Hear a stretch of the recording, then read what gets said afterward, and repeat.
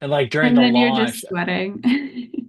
oh my God, during my launch, I did so much and I would have to turn it off and it would just literally, yeah, I would just be like sweating like crazy. Oh my Oh, goodness. Well, I I'm know. so glad that you're here. We are technically Is live. There's folks trickling in, okay. some early birds. Um, but yeah, we'll get started right at Is 7. Iron okay? My understanding is yes. Yeah, I don't know. I don't want to divulge Yeah, yeah, yeah. personal details, but she'll be okay. Okay. But yeah, it was seems like a scary situation, but that will ultimately be fine. But poor timing. I mean, That's there's so never a sad. good time to take a trip to the hospital, but No. Well, I'm glad she's gonna be okay. So, yeah, um, yeah, I'll try to carry the load as best I yeah. can here. There's so much to talk about. I'm obsessed with your book. So I Oh have my a God. billion questions for you. So I Thank don't you. think we'll have any trouble filling the time. Well, Um, I'm obsessed with the Writers League. You know, I moved to Austin like in the late 90s and I had just sold like my first couple of short stories. And I part of why I moved here was because I knew there was a healthy literary community, including this bizarro science fiction literary community we're so lucky to have here. And I started, and but I didn't know anybody. And so I signed up for this. It was like a novel in progress class they had with Don Webb, who is a very funny, old horror and fantasy and science fiction writer. And he was not old, not that old, but um, and that was, yeah, that was like my whole entree. And it oh was my good. It was gosh. like a really good class. And I think I took played another class after that, started going to the events, started submitting to the contest or whatever. Came close a couple times, and it's just what y'all do is really important. So Oh, that's such that I love hearing full circle moment stories. I love that, people go from classes or the conference to being on our panels. It's so cool. yeah, important work. It's a lot of fun. Let's see, we've got chat already gone. Good question. I mean, there are a bunch of fantastic literature workshops I know of.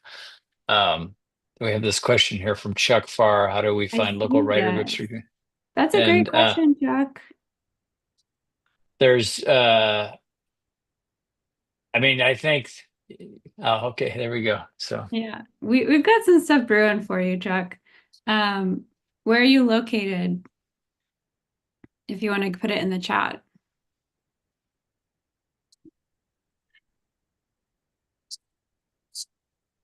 No pressure.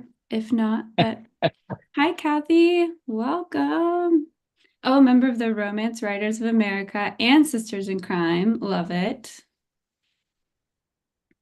Oh yes, we have some news. We have some exciting stuff going on. So Oh stay yeah. tuned because we do know this is a big need that people Oh really yeah. want to meet other writers in their area,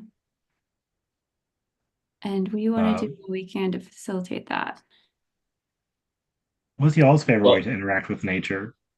Oh To, yes, to, we to have a we interact have with a the prompt prompt on the slide. question. Well, I think we'll hear a lot about. Oh Oh, yeah.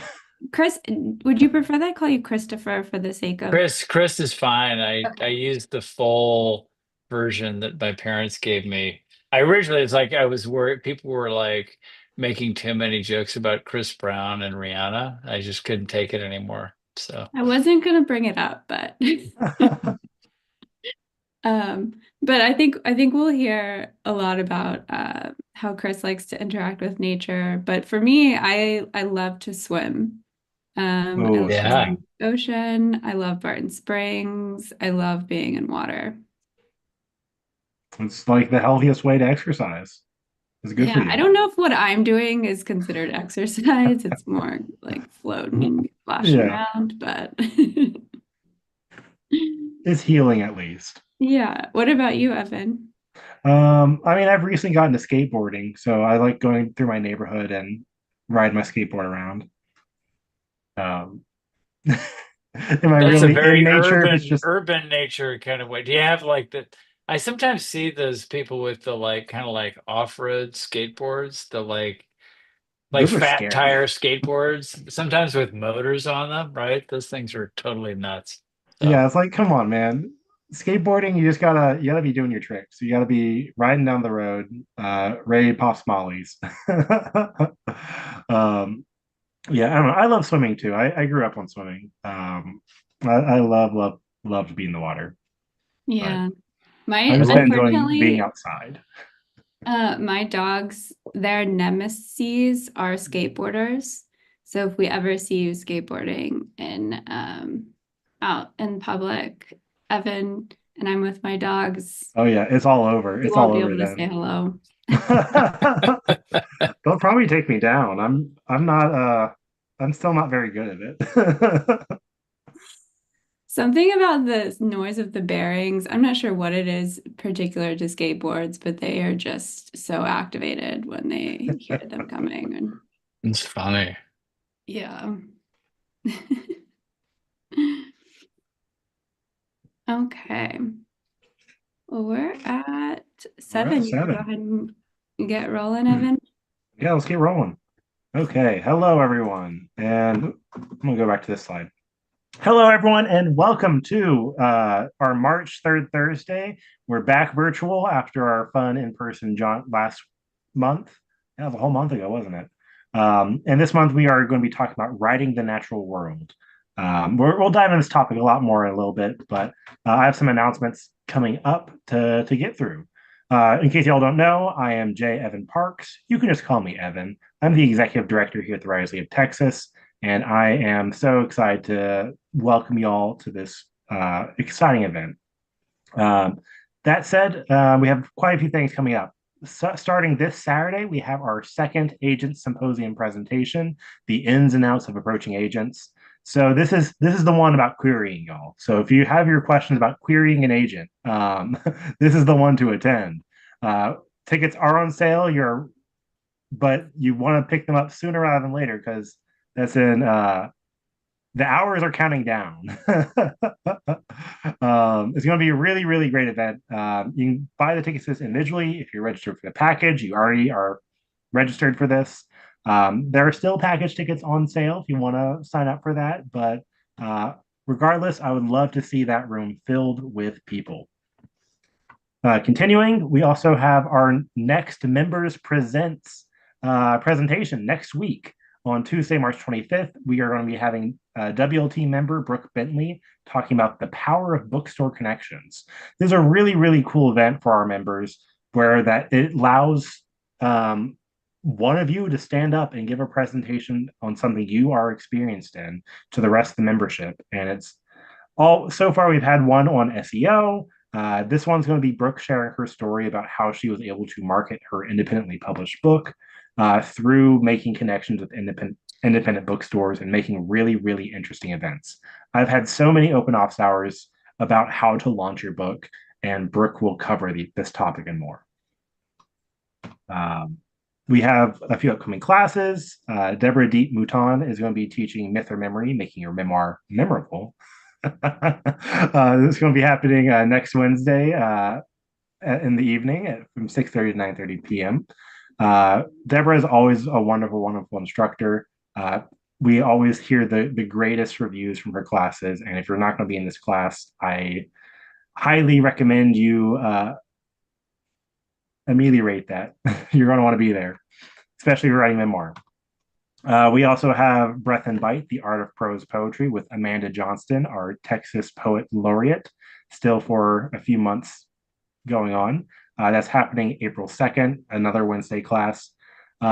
This class I might be in, honestly, because I've been getting into prose poetry. Amanda Johnston is just amazing to hear from. She has such a great energy, really, really clear speaker. This is a really exciting class. And very germane to writing about the natural world. Oh, yeah. Oh, yeah. And of course, next month we will be talking small but mighty poetry, flash, and short fiction. We're looking at smaller forms with big impact. As you can see, we already have a stacked lineup there: Jose Hernandez Diaz, Tucker Lady Phillips, and Carrie R. Moore. This will be virtual again. Just free to RSVP on our website. The links are in the chat box. But another thing, if you like these programs, you're excited by these programs, you want to keep seeing these programs occurring, I encourage you to sign up as a member. If you don't know, the Writers League of Texas is a membership-based organization. We are supported by those who join us and pay their dues and attend our events. Christopher Brown was just talking before we started about his great experience coming to Austin and joining us as a member. I'm using you as my pitch now. Yeah, I did. I moved here. Like not long after I had sold my first couple of short stories to markets that no longer exist, and I was very proud of it. But I knew there was a literary community here, but I didn't know any of its members. And I started taking classes at the league, and it was absolutely opened. Basically, it was the first door that opened up all these other doors over the course of, almost 3 decades now of trying to, building a career as an author, and really both the actual subject, the material of the class, and just the people you met, both the teachers and the other students and the people you met through them and so on. It's Oh, amazing yeah. work y'all do. Thank you so much. And thank you for hopping on my pitch. I'm sorry to throw you on the spot like that. There's also, we have a lot of really exciting stuff coming up on the horizon pretty soon. I was very, very early before this program started, I was even hinting at, more opportunities for members to meet up in person, find writing groups, and other such things. I encourage you, if you're looking for your community, you found it. Join us, become a member, and we're going to help you get out there and meet other writers and find those connections. Of course, we couldn't be doing this program without the amazing writers that come up to speak with us. And the best way to support writers is, of course, by buying their books. We have Chris Brown here, who has a very, very exciting book that we're going to be diving in deep to. Unfortunately, Eiren was not able to join us tonight, as some of you may have already seen. I'm sure Sarah might share a slight bit more information, but I encourage you to also support her book as well, because it is a fantastic read.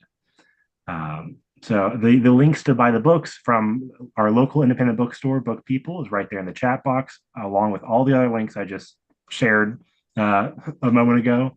So I encourage you to click on it and take a look. But finally, without further ado, I'd like to pass things off to the wonderful Sarah Renee Beach, who will be leading this conversation. Sarah? Thank you, Evan. Welcome, everyone, and happy first day of spring. As Evan said, I'm Sarah Renee Beach, the program director here at the Writers League of Texas. Thank you so much for joining us tonight as we dig into writing the natural world. And as Evan said, I do want to say at the top here that you didn't imagine it. We were meant to have 2 panelists tonight.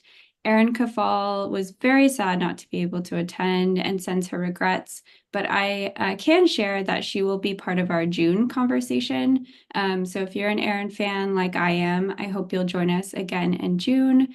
And so you can go ahead and pre-buy that book and be ready for that June talk. We'll be talking about well-researched writing, which research will be something we get into today also. But tonight, we are so excited to welcome Christopher Brown to the virtual WLT stage.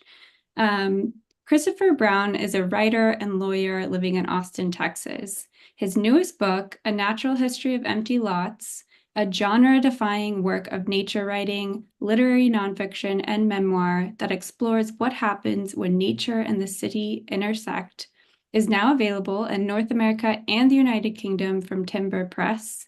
He is also the author of 3 novels, Tropic of Kansas, which was a finalist for the John W. Campbell Award for Best Science Fiction Novel of the Year, Rule of Capture, and Failed State, which was nominated for the 2021 Philip K. Dick Award. He also writes the popular urban nature newsletter Field Notes, and his stories, nonfiction, and criticism have appeared in a wide variety of magazines and anthologies. He lives with his family in the Edgeland Woods between the river and the factories where he works in a 1978 Airstream trailer. Welcome, Chris. Thank you so much for being here tonight. Thanks for having me, Sarah. I just moved out of the trailer. It finally got too hot. I couldn't handle the superheated aluminum can under the summers we now have here, and the air conditioning failed. So I'm in my other home Very office tonight, understandable. but So not delighted to be coming to here. us live from the trailer, and before we jump in, I do want to let our audience know that we welcome your questions. If you navigate to your Zoom toolbar, it's typically at the bottom of your screen, you'll see Q&A. And if you click that, that's where you can drop your questions for us, and we'll get to them towards the end of the program. We will wrap up a bit earlier than usual this evening, so we'll start looking for your questions at the 15 till mark, but please feel free to drop them as they come to you during the program. Okay, so Chris, I would love to start our discussion talking about your incredible newsletter, Field Notes. Can you tell us how you got the idea to start it, and from there, how your book, A Natural History of Empty Lots, began to take shape? What a great way to dig into this material. So, as you noted, most of my career has been writing, best known for writing fiction, especially dystopian fiction, sort of dark Black Mirror fiction of a very political sort. But while I was writing those novels, I was also like spending a lot of time exploring. I kind of go for walks in the urban woods with my dogs in the morning, and other kinds of excursions. And the that material, the things I was seeing out in these like interstitial urban natural areas started bleeding into the novels. And it was kind of like the landscape of this dystopia I was describing in the books was kind of like what I was actually seeing all around me. And I started playing around with, back then I had like a Tumblr account. Anyone remember Tumblr? Oh, The yeah.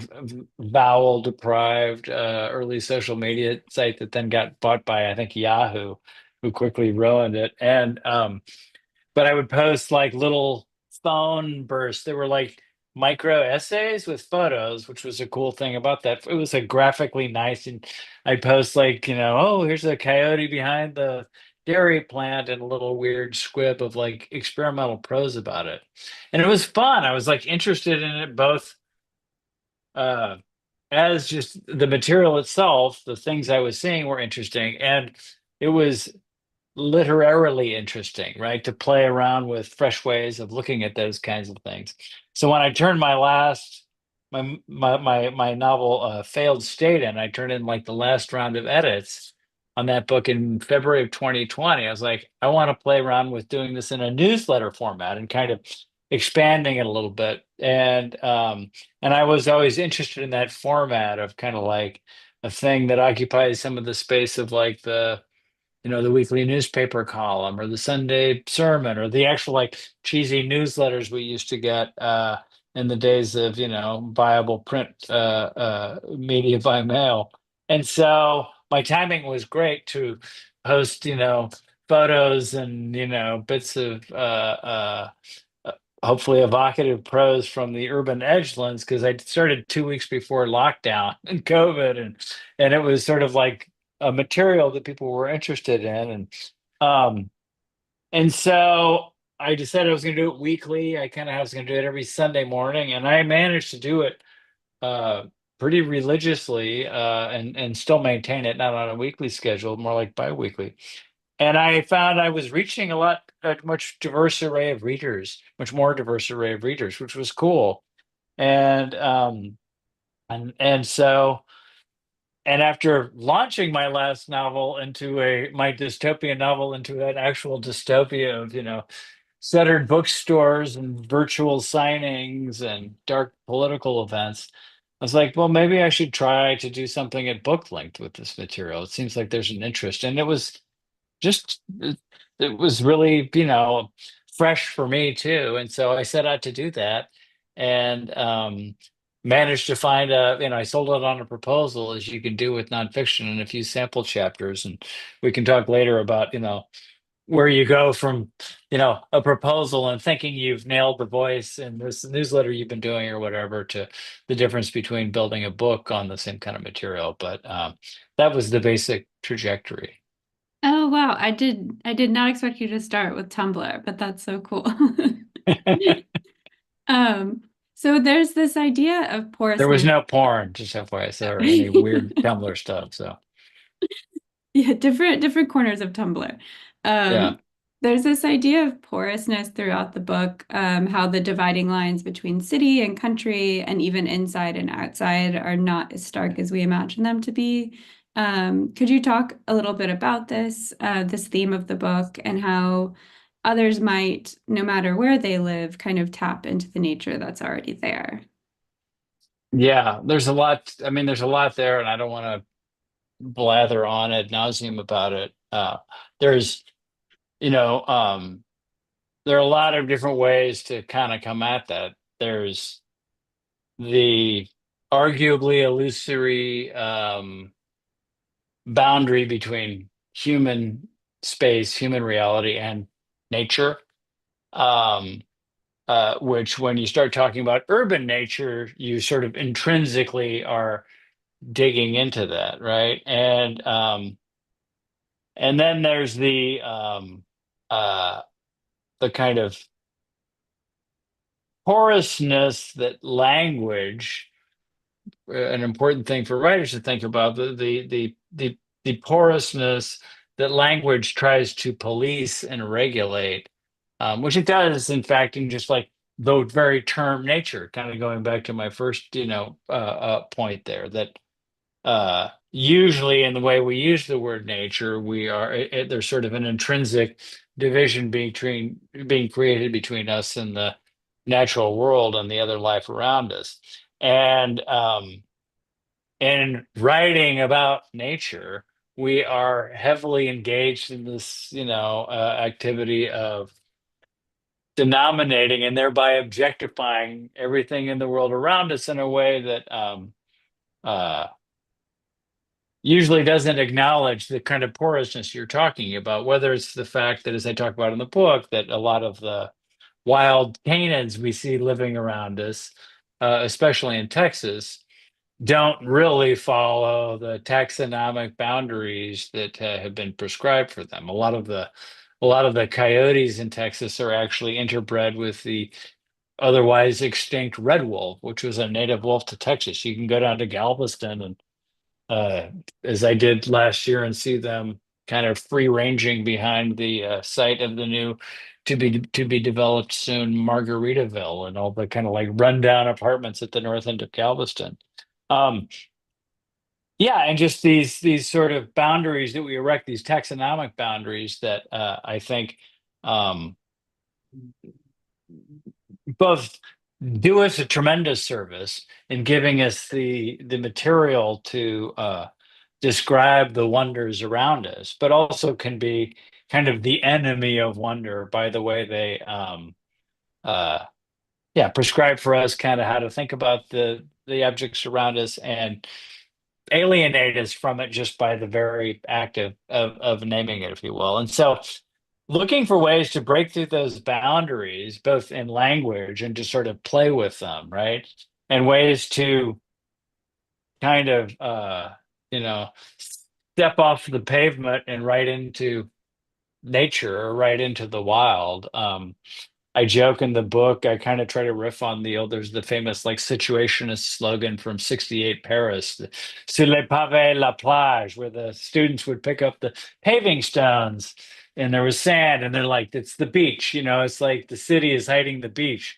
And I say, like, sur le pavé la forêt, or whatever, the idea that there's a forest there, and that if you kind of change how you think about urban space and how you kind of go about moving through it, um, it can kind of radically transform your experience of everyday life, and get you, access to that sort of, uh, the portal into, some other reality that we're often trying to write our way into. Yeah, well said. And talking about 1968 brings me to my next question. I often marveled at your ability to situate both yourself and the surroundings in a very expansive timeline. Um, it seems you're always both looking backward and forward, knowing the history and also thinking about future implications. Is that a disposition that nature inspires? Is it something you yourself think about often in your writing? Why is it important to think about the past as well as the future? That's also a great question. Yeah, because I mean, certainly coming from a background of writing future forward speculative fiction, that tends to be the lean in. I mean, the experience of spending a lot of time in nature, even in the city, and maybe especially in the city, it really, especially when you kind of do it on a regular, sort of repetitive basis, as a kind of a practice, if you will, it really unlocks the like access to deep time, to a kind of a sense of the now, the kind of long now, to paraphrase, the Stuart Brandon, all those folks. When I can walk down, anyone can walk down to any waterway in Central Texas where we live, just for example, and you can find pretty easily, especially if you know what you're looking for, the fossilized shells of Cretaceous bivalves that or look like these corkscrews. The Anglo-American settlers called them the devil's toenails, and you can often find Neolithic human hand manipulated tools, which you hold one in your hand and it's not that different from the feeling of like shaking the hand of the person who made it, because it's sort of shaped to the hand of some other human. Now that other human could have been 10,000 or 12,000 years ago. Um, and when you're just like coming across those things in the sort of fabric of everyday life, it sort of really transforms how you experience the now. And even when you on a kind of a less expansive timeline, when you try to go out and explore like urban natural areas, wherever you may be. And I've done it, all over the world. In every city I go to, you can find these kinds of spaces. I've always been drawn to them. But here, I live in a neighborhood of a lot of 20th century industrial uses that have kind of fallen into obsolescence. Um, and many of which are sort of abandoned, but kind of stuck economically or developmentally and getting remade into something new.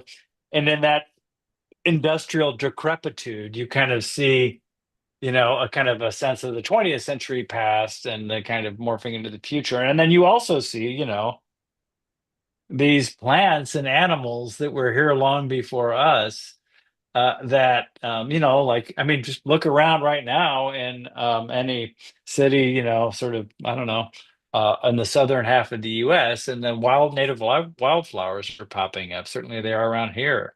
And those are, reminders that the erasure of the native wild ecosystems of this North American continent we're lucky to live on, was really very recent. Like in Texas, it's like 200 years ago, basically, that ranching and agriculture and urbanization were introduced. And so you see those things, and you see how much they can change. And you can also see like into different futures. I talk in the book about finding, not long after I moved to this place to experiment with kind of living in the urban wild, I found this like wetland down here behind an old dairy factory, not far from an overpass, where there was this beautiful, seemingly intact wetland, but sitting in the middle of it was like a wrecked old mid-60s Chevy Impala that was like something that I would have invented, as the set dressing for or the kind of set piece for some post-apocalyptic science fiction. And you Hmm. see something like that, and I thought I'd found like an intact remnant, but in fact, no, it was 50 years ago, even 30 years ago, it had been an active gravel dredging operation, and it just kind of rewilded on its own. And so when you see these exemplars of nature's resilience, it gives you a sense of the kind of, the more hopeful and greener possible futures we can imagine and bring into reality. Yeah. I loved that story about the car, the submerged car. Um, this this book is beautifully threaded with your personal story. And you've talked a little bit about how your kind of vocation as a science fiction and speculative fiction writer influenced the way you think about the natural world and writing. But what about being a lawyer? Can you talk a bit about how that may affect the way you think about or write about nature? Yeah, I think that's a really great question. I mean, um, being a lawyer gives you a kind of special toolkit to understand how we construct uh, the property rights that we impose upon nature, the things we do to kind of regulate amongst ourselves who gets access to this, um, the sort of intellectual, philosophical, and other ways in which we justify the idea that we can take other things from nature and make them our own. Starting with like in the first semester of law school, and just about every law school in the United States, students learn in the class that's called property, which is one of the fundamental classes you learn. It's like fundamentals of being able to think like a lawyer is understanding property in the kind of Anglo-American sense. There's a case called Pearson v. Post, which is set in the Hamptons around 1800, right after the American Revolution, and it's about this sort of rich real estate bro of the colonial area out hunting for a fox, chasing a fox, and he chases it onto some other person's land. And the case is about who owned the fox, that guy who chased it and wounded, or the guy who owned the land who later came and killed it. Um, and and nobody ever asks, like, what about the fox? Yeah. And and and so uh and embedded in that case is, the fact that they're both running across land that was really the commons, but the judges call it the wasteland, basically, because it wasn't engaged in productive activity. So being a lawyer helps you kind of see through all of that stuff, and it gives you the means to really more deeply interrogate, some of the ways in which real property, especially in this country, is really ultimately rooted in a species of theft, which we call conquest, right? The sort of doctrine of conquest. Because you go back, there's these Supreme Court cases that say basically like, oh yeah, well, yes, these were sovereign peoples that were here before, but um, conquest bequeaths a title that the courts of the conqueror cannot deny. And so when you kind of see those kinds of things, it's helpful and to, I don't know, see it through a different prism, and it also gives you the tools to safely explore, knowing what the boundaries are of, laws governing trespassing, the things that are useful when you're trying to sneak around in empty lots, right? Yeah, that seems like something you might have been condoning a little bit. Yeah, I will not admit or deny, but yeah, I mean, yeah, it's useful, and it gives you a position of relative privilege, if any lawyer, to like feel like you kind of know how to like navigate the rules and, hopefully talk your way at least halfway out of trouble if you get into it. So Mhm. I loved the different cases you brought in, and thinking about the different threads and prisms you're kind of looking through to tell this story. I want to talk a little bit about this structure. It yeah. felt like it perfectly mirrored the subject matter because it's like there's chapters and sections. It's like clearly laid out that there's an arc and a structure, but within that structure, there was so much. There's like these incredible detours and moments of surprise. Your sentences themselves like have a winding quality to them that I really adored. And so, how did you think about structure? How did it come into focus as you were putting the book together? How did you decide how this would kind of unfold and be organized? Yeah, it was really challenging. I mean, I had this idea, the basic kind of three-part structure that's in there, uh, which is the first part is sort of about how do you find the urban wild and why do you want to find it and what do you find when you get there? And that's kind of almost like half the book. The second part is about rewilding domestic life. And the third part sort of widens the aperture to talk about the lessons from those experiences and what they teach us about how to kind of rewild community and, decolonize our own society and futures and ourselves. Um, That sounded great on a proposal, and I thought I had the voice nailed. I've been banging out this newsletter. I had developed the kind of like sentence level style you're talking about, all of which is designed to be in a way evocative of or in conversation with or in sort of some kind of synchronization with the experience of a kind of exploration of the natural world, of the urban world around you, that's partly about getting lost on purpose and finding your way back, right? And so, Mhm. yeah, you've got to like be free to kind of like, oh, wait, I thought we were walking over here by the train tracks, and now he's talking about the ancient Greeks. Wait, you need to have a freedom to kind of digress like that, right? And also in the way that like our minds work when we're walking, especially if we're walking alone, right? And the way our thoughts can wander. But it needed to have like a really compelling narrative through line, and without being kind of entirely like memoir.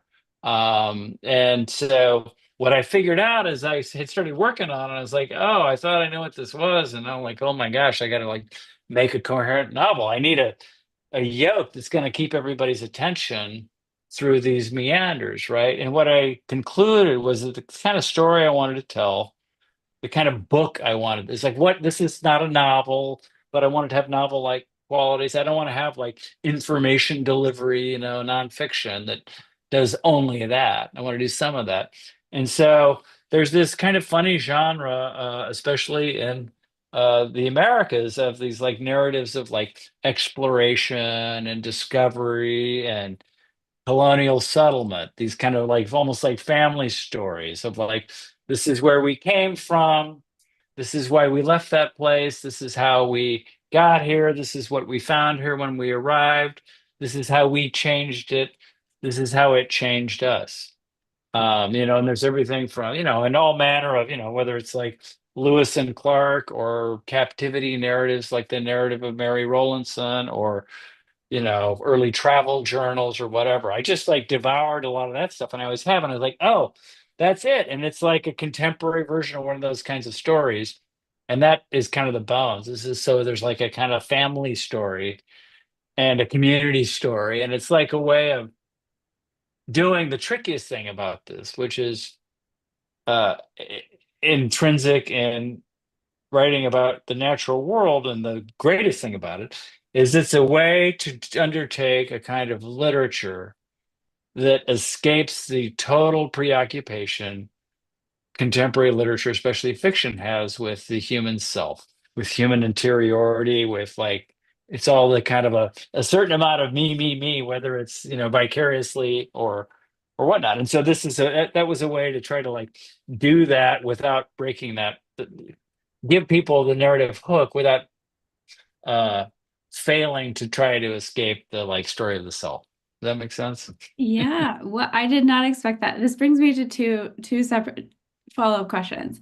Um, so I did not expect you to say colonial travel narratives or yeah, family. That's so interesting that you were reading those and that they were your model.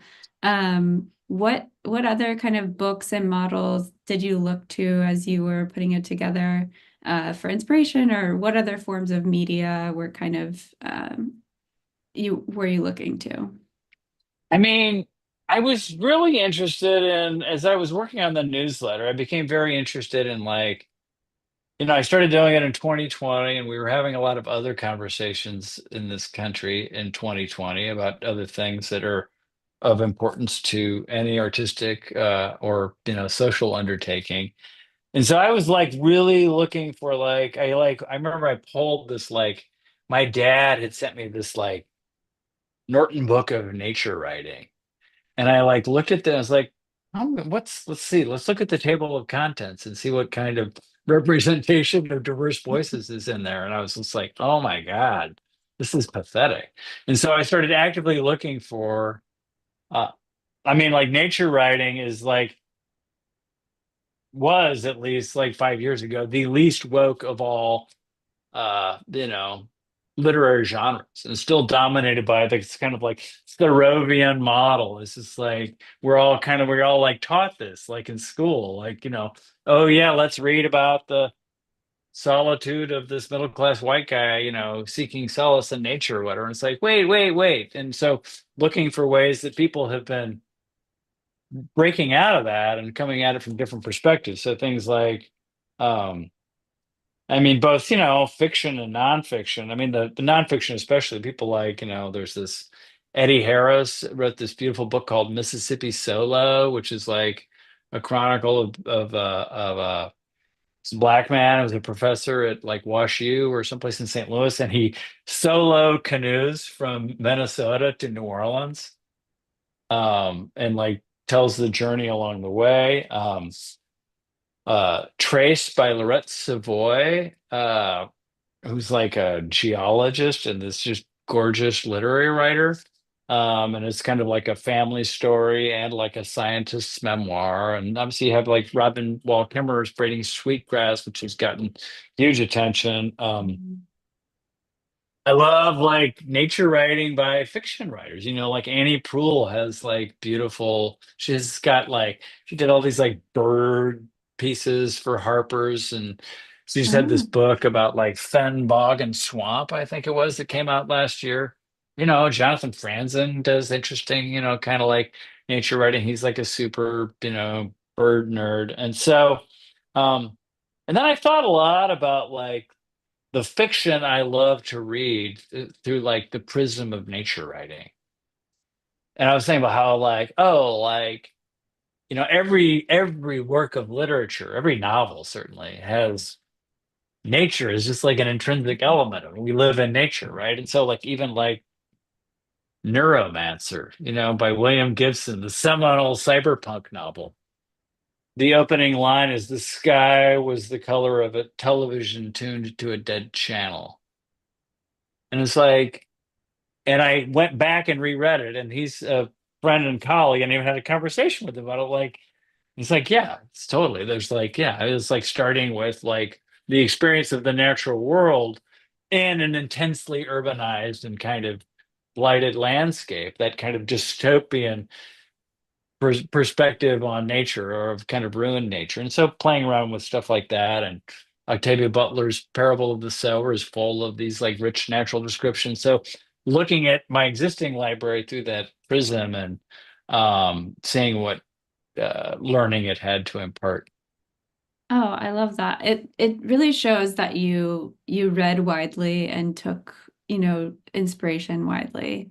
And I like that you outed Thoreau as his mom coming and doing his laundry. Isn't Um, that awesome? That's just the yeah. best. I think everyone should know that, so I thought I'd repeat it here. And my second follow-up to what you said earlier is you do a great job of using nature as a way of reflecting on humanity, but you avoid the trap of falling into like anthropomorphism, which I found really refreshing. And was this like a conscious effort, using nature as a mirror, but not reducing or simplifying it? Was that something top of mind? I don't know that it was. I mean, I think that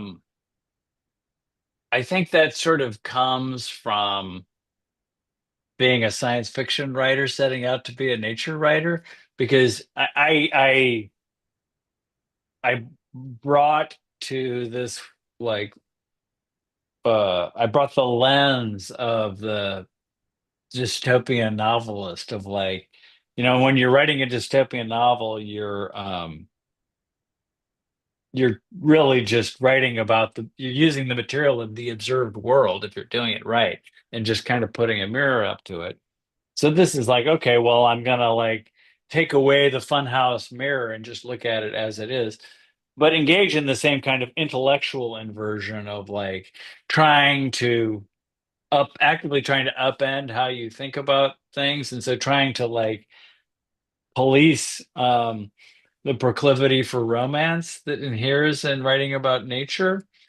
And yeah, and to me, I don't know, yeah, like the anthropomorphic gaze is just, it's sort of, uh, I guess I come from a literary background of like, people writing about aliens or whatever. And it's like you're actively trying to cultivate the weird, the other that is not comprehensible when you're doing that. And so maybe that just sort of made me intrinsically like never even think about, uh, I don't know, yeah, the cuteness of that, little, ground mammal coming up. I mean, not that I don't think about that too, but it Mhm. didn't come up. And I guess in the tone and the kind of angle I was trying to come at of seeing the whole world around us kind of in a sort of way as what in my view is sort of as it is, inclusive of the natural objects and other lives and systems of life and humanity. Mm. It's very well done and like I said, Thank, refreshing. thank you. Um, so in order, what resources do you recommend to other writers if they want to learn more about the natural history or the ecology of a place, kind of like the names of the flora and the fauna, learning about what came before? Were there specific resources that you used to learn more about Austin's history, about to be able to name what you're seeing? Yeah, I mean, I start with a very contrarian attitude about all of that. I have no training in the natural sciences. Like I barely passed 10th grade biology. I thought I was going to be a doctor, and here I am, a lawyer who writes, made up stories, the other career. And so, uh, I need when I so my kind of first premise is it's okay to go out into the natural world and even to write about it without knowing any of the things that the established institutions of science and knowledge would tell us you're supposed to know. And it's like I want to like break us out of that. If you've ever like gone out, you go out birding with a group of serious birders, and it's sort of like this, who can name the most things the fastest, and it's just like, how about like what? I prefer the unmediated experience of like, what was that? That's cool, and just watching it and learning it almost like some 18th century naturalist. But you do need to then you go and research it. And I love field guides. I prefer like the older the better. I love finding. I do a lot of just like it's kind of like a kind of book nerd psychogeography of just going into like the used bookstore and seeing what's available and what are or the library and what's available in the category I'm interested in is a sort of way to not just go to Google and do what's obvious. I do love Google Scholar. I heard a great podcast interview on the London Review Books podcast with the author Catherine Rundell, who wrote that amazing book last year, the year before, about John Donne. Um, but she wrote a series of like pieces about animals for the LRB. And they were collected, anthologized collected under the title The Golden Mole. And each one's like about an animal. She has a new one out about just like endangered or extinct animals. And she talked about the power of Google Scholar, because here you go in and you get like current scientific stuff, and it's all mostly kind of free and easily available. But I really love like a mix of of like period pieces. Like I found a book called The Birds of Austin, like a field guide. It was from like 1922, and it's almost exactly 100 years ago, and it gives you this really like clear window into like how much has changed, and what species have kind of like become more prevalent, what are like nowhere to be found, and things like that. Just sort of counterintuitive resources. All of those things can be really useful tools for sort of conjuring fresh angles of attack, as it were, fresh points of view, or fresh ways to understand and engage with and empathize with the material in a way that's not sort of taxonomically ordered, by the book, by the rules. Yeah, infusing even the research process with some of the joy of discovery. Yeah, well said. Yeah. Yeah, exactly. You're not the first panelist who's mentioned going into used bookstores and finding what's there. I need to do that more. I need to There's read just, I mean, that. no matter what you're doing, I mean, I wrote these three novels that were based on like, different ways of like kind of conjuring, slightly different versions of the world. And um that kind of like cultivated serendipity. It's kind of, it's like a constraint and a prompt Hmm. of a very literary sort. And it's just like, oh, these things, they provide you ways of accessing your own like subconscious, of kind of finding, to paraphrase David Lynch, the big fish, and help them kind of swim up closer to the surface so you can, the big fish of the like the dreaming mind, just like browsing and like seeing what turns up and what connects with you. Hmm. I love the idea of a constraint too. There's the poet and essayist Eula Biss wrote this book about property. Actually, it's called Having and Being Had. And the constraint she gave herself is that she would tell people that this was what she was writing about, and sh only what was recommended to her to read is what she used to write the book. It's very interesting. It's That's great. so cool. Yeah, Yeah. but I love just give yourself a constraint and see what happens. It's Yeah, exciting. totally. Okay, so I have one more question for you, and then we'll move to Q&A. So folks, Okay. if you have any questions, please put them in the Q&A box. So my last question is, when writing about nature and unavoidably the climate crisis, do you feel that there's a line you have to straddle between hope and terror? How do you navigate any feelings of responsibility around that subject matter? Yeah, wow. Another great question. I mean, I think, as I think with any literary undertaking, you have a duty to try to tell the truth, a kind of a normative or literary truth, that's totally subjective and personal on the part of the author. And that's kind of like your most fundamental duty in a way to me. It's like kind of like um my friend, the cyberpunk Bruce Sterling, once admonished me in a workshop. And I just reminded of him because a little email from him sending me some video of pre-Clovis wanderers of the Texas wasteland, and popped up in my on my monitor while I was talking. Um, he once admonished me to like, bite into the copper wire. Like you're not really biting into the copper wire, which is a very kind of like macho cyberpunk way of like a writerly like nudge, right? But that idea of like, are you really engaging with the truth of the material? But I think at the same time, when we're talking about, and so you have to talk with urgency about things like the biodiversity crisis, like which we don't talk enough about. We talk a lot about climate because we all feel it, but like if you believe the World Wildlife Fund's most recent Living Planet report from October of last year, the vertebrate wildlife population of the planet has plummeted by 73% since 1970, just like in my lifetime.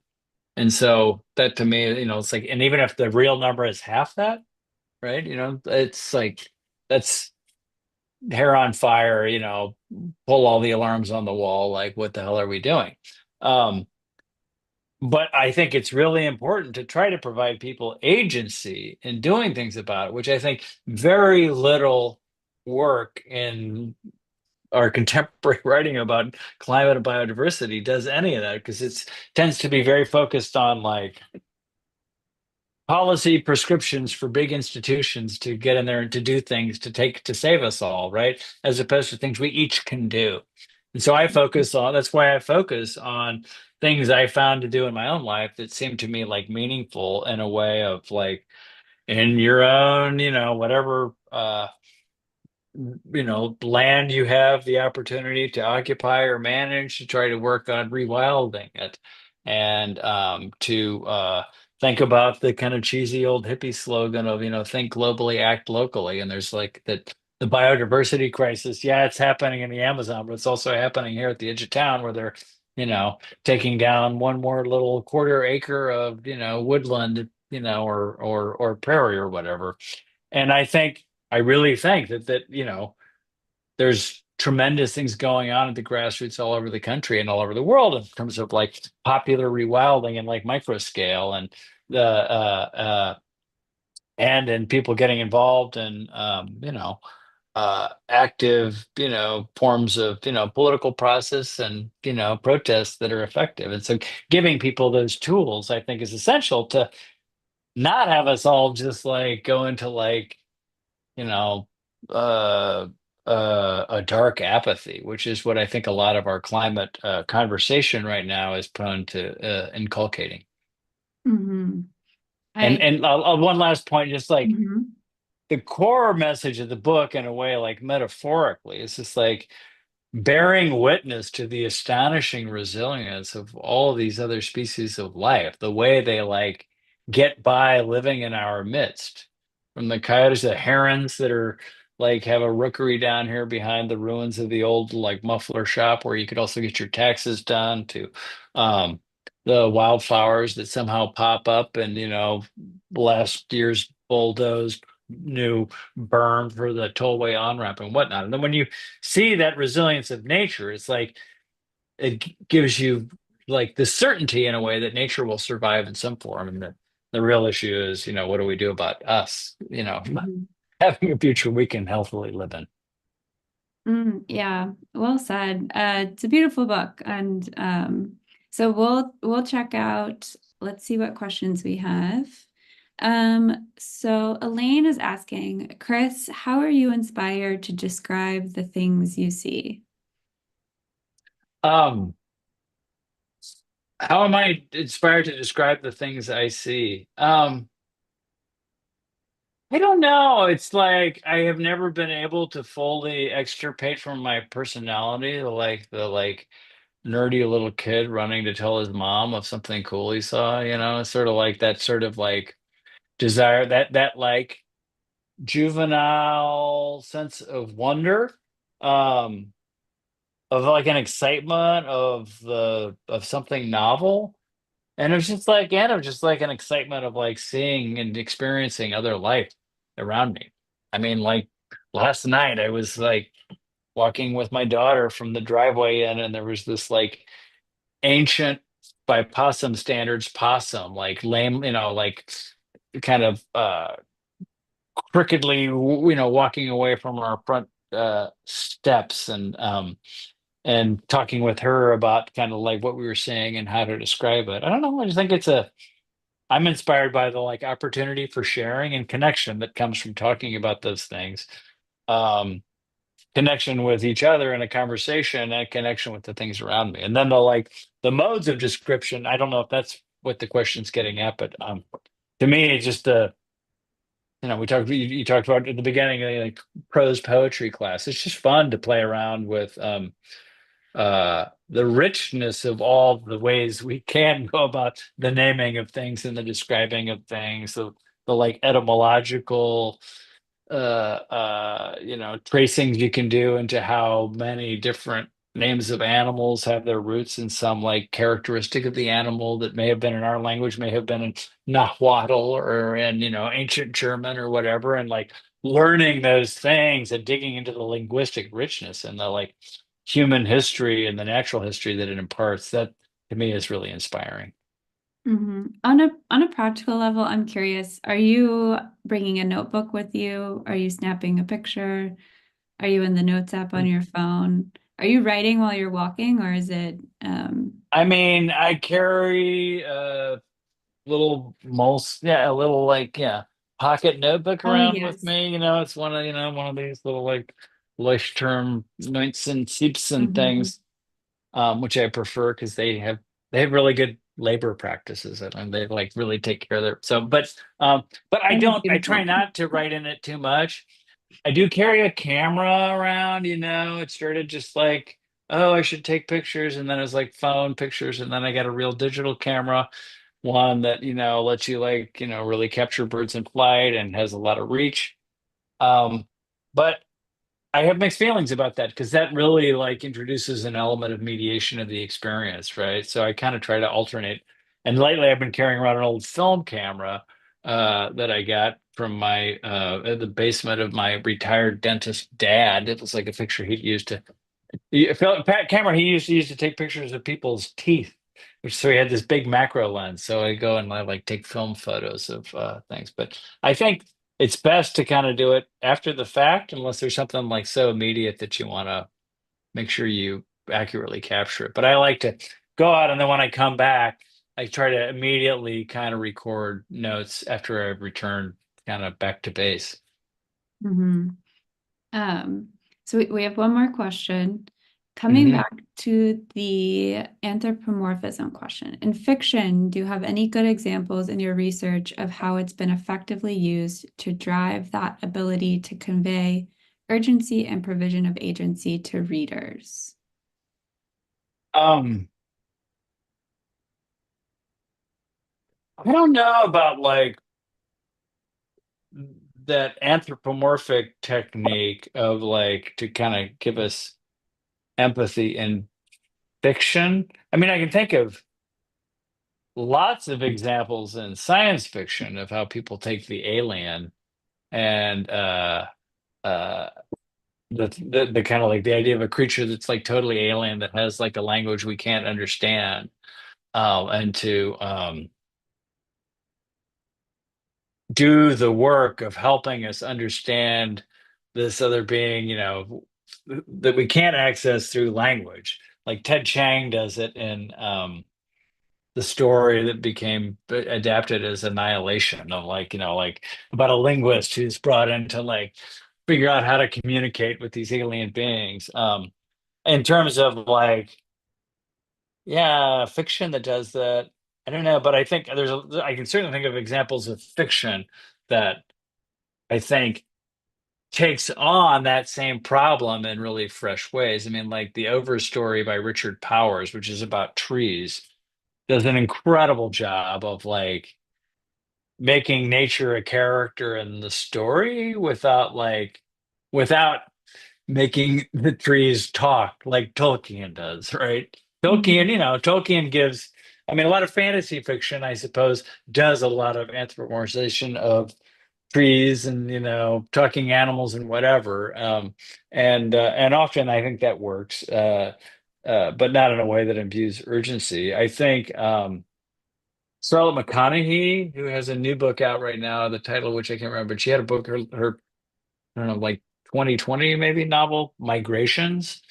Unbelievably beautiful work of like fiction about nature. It's about basically a woman who's trying to follow like the last flock of like the last birds, sort of slightly dystopian from like Britain to Antarctica or something. So uh I don't know, I think those are not- those are examples that come immediately to mind.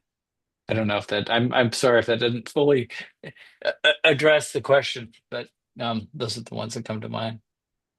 Yeah, you've given us so many things to look into. Um, oh, yes, it did. So thank you. Okay, all right, You great. confirmed. All Um, right. and yeah, I think Story of your life. Yeah, that's right. From Cindy mhm. CI. Yeah. Um, well, Chris, I cannot thank you enough for spending this time with us tonight, on the first evening of spring during your spring break. Oh, yeah. I appreciate it. I feel so inspired by your work. I can't wait to see what's next from you. Um, And for those of you tuning in on Zoom and also on the YouTube live stream, and if you're tuning in tomorrow or a week or a month from now, just thank you all so much for listening. And I hope you'll all buy Chris's book if you haven't already, A Natural History of Empty Lots. It's fantastic. I believe we'll get a link in the chat to we dropped it earlier, but let me drop it again. And then I also think you should all subscribe to Chris's newsletter. I'll also drop that into the chat. But I hope you all get outside in nature this Here, weekend here. and that it will inspire you to do some writing. Yeah, we'll see you out there. Thank you so much for having me, and what a fun conversation. Thank you. Thank you so much for being here. Until All next right. time.